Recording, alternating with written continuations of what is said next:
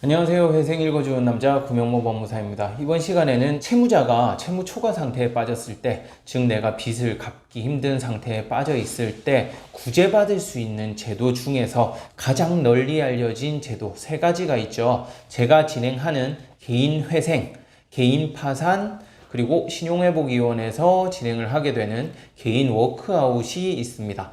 이 세 가지 제도 중에서 어떤 것을 이용하는 것이 나에게 가장 유리하고 또 어떤 제도를 이용할 수 있고 또 어떤 제도는 이용할 수 없는지 궁금하실 텐데요. 제가 이전에도 세 가지 제도의 차이점에 대해서는 다룬 적이 있는데 이번 시간에는 그렇게 구체적인 차이점보다는 이용이나 그 외에 이용할 수 있는지 없는지에 대해서 아주 쉽게 설명드릴 테니까 이 영상 보시고 잘 참고해서 내가 이용할 제도는 어떤 제도인지 선택하면 되겠습니다.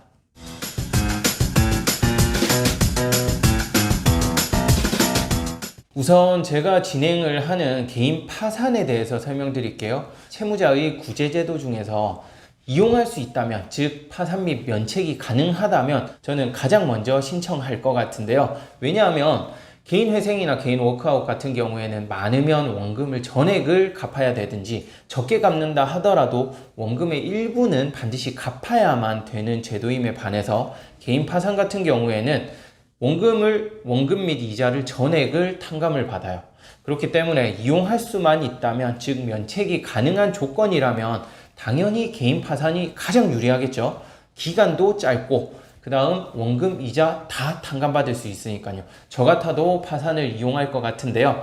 이 파산 제도가 무조건 이용할 수 있다면 악용될 수 있겠죠. 그렇기 때문에 파산의 경우에는 구체적으로 심사를 해서 법원에서 결정을 하게 됩니다. 실무상 파산을 신청할 수 있는 요건을 어떤 걸 따지느냐, 아주 많은 요건을 따지기는 하는데요. 가장 크게 보는 부분을 제가 설명드릴게요. 일단 파산은 재산이 있으면 안 됩니다. 재산이 있으면 무조건 안 되는 건 아니지만 그 재산을 매각해서 청산 절차를 반드시 밟아야만 면책 결정을 받을 수 있어요. 그러니까 재산은 안 되겠죠, 있으면.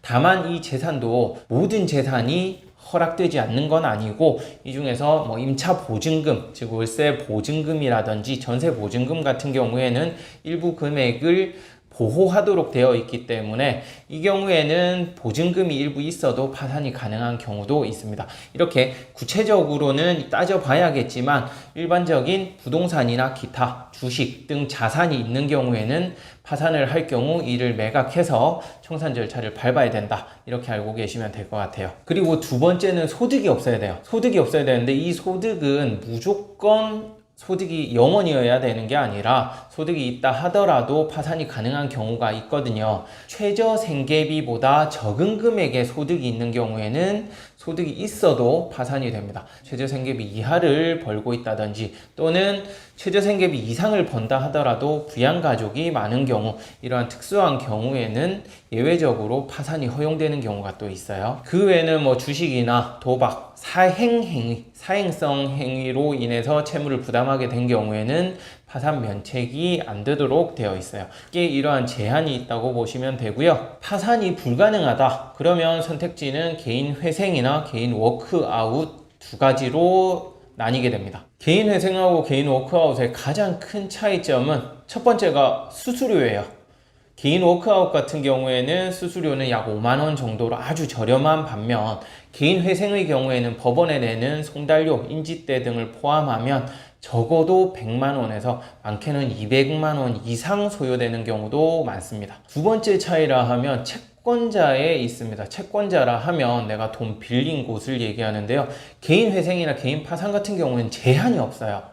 사채를 끌어다 썼든 아니면 개인 지인한테 돈을 빌렸든 전혀 상관이 없습니다. 모두 채권자에 포함해서 진행할 수 있는 반면 개인 워크아웃 같은 경우에는 신용회복위원회하고 협약이 된 금융기관, 현재는 약 5천 곳이 넘는데요. 그 금융기관 안에 포함된 곳만 개인 워크아웃을 진행할 수 있다는 점이 다른 점이죠. 그리고 개인 회생 같은 경우에는 연체와는 상관이 없어요. 연체를 하지 않아도 개인회생은 진행 가능하지만 워크아웃 같은 경우에는 개인 워크아웃은 3개월, 프리 워크아웃은 1개월 이상의 연체 기간이 필요하고요. 실무상 보면 개인 워크아웃을 신청하는 경우에는 좀 나이가 젊으시고 소득 활동을 하시는 경우 거의 대부분이 원금을 다 갚게 돼요. 왜냐하면 이건 기간하고 관련이 있는데요. 개인 워크아웃은 최장 8년입니다. 기간이 상당히 길죠. 거기에 반해서 개인 회생은 3년이 원칙이고요. 청산가치 등의 문제가 있을 경우에는 최장 5년까지 진행을 하게 되는 차이점이 있어요. 실무상 제가 상담하다 보면 개인 워크아웃을 신청하세요라고 제가 말씀드리는 경우가 있어요. 제가 개인 회생 파산으로 돈을 벌어먹고 사는 법무사인데 개인 워크아웃을 하라고 말씀드리거든요. 왜냐하면 이런 경우는 보통 개인 회생을 하더라도 원금을 거의 다 갚아야 되거나 월 변제 금액이 상당히 큰 경우에요. 급여가 많은데 부양가족이 적다거나 그런 사정이 있을 경우에는 월 부담이 너무 크다 싶으면 차라리 개인 워크아웃을 진행함으로써 월 부담을 줄이고 기간을 길게 할 수 있도록 설명을 드리는데요. 무조건 워크아웃이 좋다, 개인 회생이 좋다라고 말씀드리기는 힘들어요. 이렇게 이제 장단점이 있거든요. 가장 큰 차이라 하면 개인 회생은 기간이 짧은 반면 경우에 따라서 변제 금액이 적게 나오기도 하고 조금 많이 나오기도 할 수 있고, 개인 워크아웃도 비슷하긴 해요. 소득도 보고 재산도 보거든요. 그런 부분 종합적으로 봐서 결정을 하는데 기간이 상당히 긴 8년까지 간다는 점이 가장 큰 차이라고 하겠습니다. 그래서 개개인에 따라서 개인 파산이 가능하다면 무조건 파산을 하는 게 제일 낫겠고요. 그게 안 된다면 개인 회생이 유리할 수도 있고 개인 워크아웃이 더 유리할 수도 있거든요.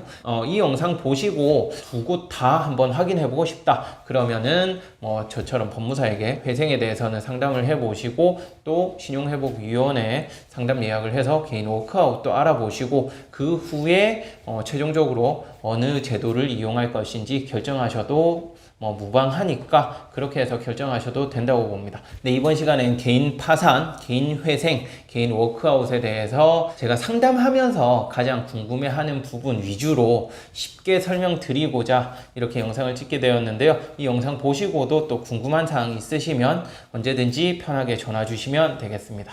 네, 끝까지 시청해 주셔서 감사하고요. 구명모 법무사였습니다. 감사합니다.